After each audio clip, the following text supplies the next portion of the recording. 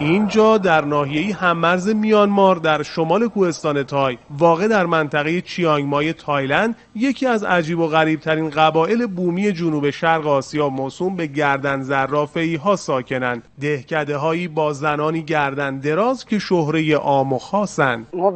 ما از کودکی با اضافه کردن هر سال یک حلقه فلزی به دور گردن سر رو به سمت بالا ثابت می‌کنیم به طوری که در بزرگسالی با وزنی معادل 5 کیلوگرم موجب میشه طول گردنمون به 20 سانتی متر برسه. گردن‌هایی کشیده و وابسته به این حلقه‌های برنجی نگهدارنده که چنانچه باز بشن تحمل نگه داشتن وزن سر روی گردن رو بسیار دشوار میکنه. حلقه‌هایی که با فشار تدریجی باعث درد، کبودی و ضعف استخوان‌های شانه میشه.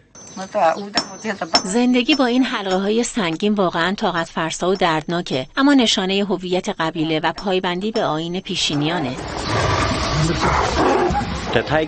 این حلقه ها در گذشته مثل زره از زنان قبیله در برابر حمله ببرها که بیشتر گلوی شکار رو می‌دارند محافظت می‌کرده. قبیله‌ای با آداب و رسومی نادر و شگفت‌انگیز که به گفته دکتر نوید رضا احدی استاد و پژوهشگر حوزه فرهنگ بین‌الملل دانشگاه تایلند قرن‌ها پیش از خاستگاه اصلیشان تبت چین به میانمار و سپس به تایلند مهاجرت کردند. قبیله پادانگ به خاطر شاخصه‌های بسیار جالب و خاص این قوم دولت تایلند سرمایه‌گذاری‌های خوبی روشون کرده، بازارهای سنتی که تعیین کردن براشون در اون مناطق و فروش لوازم دستی که تعیین می‌کنن که هم کمک کنه به اقتصاد بومی و سنتی اون منطقه و همینی که باعث جذب جامعه شناس‌ها و توریست‌ها از کشورهای مختلف بشه و این سودآوری خوبی رو برای تایلند داره. قبیله منحصر به فرد گردن درازها به عنوان یکی از پرجاذبه‌ترین سرمایه‌های گردشگری، آن هم پس از یک دوره رکود سنگین و زیانبار ناشی از بحران کرونا،